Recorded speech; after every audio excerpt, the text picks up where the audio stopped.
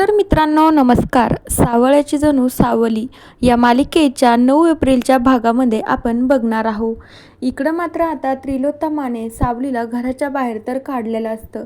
सारंग समोर 2 ऑप्शन मांडलेले असतात की तू एकतर माझी निवड कर किंवा मग तुझ्या त्या सावलीची निवड कर. सारंग मात्र कुणालाच काही न बोलता स्वतःच रडायला सुरुवात करतो. तेवढ्या वेळात त्रिलोत्तमाला समजून जातं की नाही, सारंगने माझी निवड केली आहे. त्यानंतर त्रिलोत्तमा स्वतःच्या हाताला पकडून सावलीला घराच्या बाहेर काढत असते. सावलीला पण खूप राग आलेला असतो. सावलीने हे सगळं प्रकरण जगन्नाथजीला सांगितलेलं असतं, पण सावलीला घराच्या बाहेर काढले हे मात्र तितक्यात जगन्नाथजीला माहीत नसतं. त्यानंतर का जो घडलेला प्रकार आहे ना, तो मात्र बबलू जगन्नाथजीला सांगून टाकत असतो. त्यानंतर मात्र मग सारंग खूप अस्वस्थ झालेला असतो. तो म्हणू लागतो, अगं आई, तू माझ्या सावलीला का घराच्या बाहेर काढलाय? तिनं कोणती इतकी मोठी चूक केली आहे की तू लगे तिला हाताला पकडून घराच्या बाहेर काढला आहे? मग त्यानंतर त्रिलोत्तमा म्हणू लागते, सारंग, तुला काही वेगळं सांगण्याची गरज नाही. तुला माहिती आहे ना, आपल्या घरामध्ये कुणी जरी चूक केली, कोणी कुठे जर मोठा गुन्हा केला ना, त्याला मी घराच्या बाहेर काढते. तू बघितलं नाही का, आपल्या राजकुमारने पण असंच केलं होतं, त्याला देखील मी घराच्या बाहेर काढलं. तितकंच तर सोडतो, ताराने पण आपल्यासोबत खूप मोठा विश्वासघात केला, तिने देखील खूप मोठा गुन्हा केला होता, म्हणून तिला पण मी घराच्या बाहेर काढलं. तितक्यात नाही तर मी ऐश्वर्याला देखील घराच्या बाहेर काढलं आहे.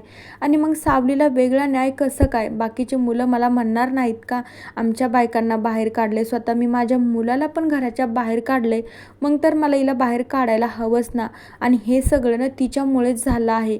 हा सगळा घाट न इतक्या समोर आलाच नसता, कारण की ती त्या दिवशी ना अमृताला जर मंदिरात घेऊन गेली नसती ना, तर हा दिवस आपल्याला बघायला मिळालाच नसता. आणि हे सगळं ना या सावलीमुळेच झालं आहे. म्हणून मी आता जे काही केलं आहे ना सारंग, ते मी योग्यच केलं आहे. आणि मग आता तेवढ्या वेळात सारंग म्हणू लागतो, अगं आई, तू असं का केलं आहेस गं? तुला माहिती आहे ना, ती माझी सावली आहे, तिच्याशिवाय मी नाही जगू शकत. माझ्या सावलीशिवाय ना माझं आयुष्य अपूर्ण आहे. त्यानंतर त्रिलोत्तमा सारंगकडे फक्त बघत राहते, बाकीचे कुणी तर काही बोलत नसतं. पण तेवढ्या वेळामध्ये मात्र राजकुमार खूप खुश झालेला असतो, कारण की भैरवीने आणि त्या जयंतीने त्याला खूप काही सावलीबद्दल सांगितलेलं असतं. त्यामुळे राजकुमारला देखील सावलीचा खूप राग आलेला असतो. नंतर राजकुमारच्या पण मनातच होतं की सावलीचं सत्य ना मी सगळ्यांच्या समोर आणतो, आणि मग आई तिला कशी घराच्या बाहेर काढते ना, ते पण मला बघायचंच आहे, कारण की आईने मला देखील घराच्या बाहेर काढलं होतं. तसंच झालं, मात्र राजकुमारच्या मनासारखं झालं.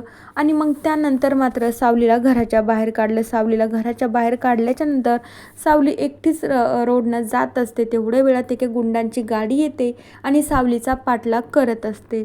त्यानंतर मात्र सारंगला वाटत असतं की मी आत्ता बाहेर जावं आणि माझ्या सावलीला आतमध्ये घेऊन यावं. पण त्यावेळी मात्र त्रिलोत्तमाच्या समोर सारंग काहीच बोलत नसतो, तो फक्त शांत बसतो. थोड्या वेळामध्ये मात्र जगन्नाथजी घरी येतात. जगन्नाथजी खूप रागवलेले असतात. चिडचिड करून विचारू लागता की त्रिलोत्तमा, तू असं का केलं आहे? माझी लेक किती चांगली आहे तुला तर चांगलंच माहीत आहे ना. तूच तिला माफ करून घरामध्ये घेतलं, तिला सून म्हणून स्वीकार केला. भलेही तिचा कलर तुला आवडत नाही हे तर मला मान्य आहे, पण तू तिचा सून म्हणून स्वीकार तर केलाच आहे ना. कशासाठी? हा दिवस बघण्यासाठी केला आहे का? त्रिलोत्तमा म्हणू लागते की जगन्नाथजी, तुम्ही काय बोलताय? तुमचं तुम्हाला तरी कळतंय का? आणि तुम्ही घरामध्ये कशासाठी आला आहे? त्यानंतर जगन्नाथजी म्हणू लागता, मी माझ्या लेकीसाठी या घरामध्ये आलो आहे.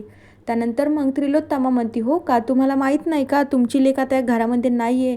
त्यानंतर जगन्नाथजी म्हणू लागता, हो मला माहिती आहे, माझी लेक या घरामध्ये नाही आहे. मला बबलूनच सगळं काही सांगितलं आहे. पण मी माझ्या लेकीच्या घरामध्ये यायला कुणाची परमिशन घेणार नाही, कारण की अजूनही हे माझ्या लेकीचंच घर आहे. पण तेवढ्या वेळामध्ये जगन्नाथजी म्हणू लागता, मला हे सगळं बबलूनं सांगितले म्हणूनच मी तातडीने इकडे निघून आलो आहे ना. त्यानंतर त्रिलोत्तमा बबलूकडे खूप रागाने बघू लागते. बबलू मात्र खाली मान घालून शांतच बसतो. त्यानंतर राजकुमार तर काय डोक्याला हात लावून खूप असा रागामध्ये इकडे तिकडे बघत असतो. तर मित्रांनो, बघूया उद्याच्या भागात काय होतं. तोपर्यंत या मालिकेच्या पुढील भागांच्या अपडेट्ससाठी आपल्या चॅनलला सबस्क्राईब करा. So bye.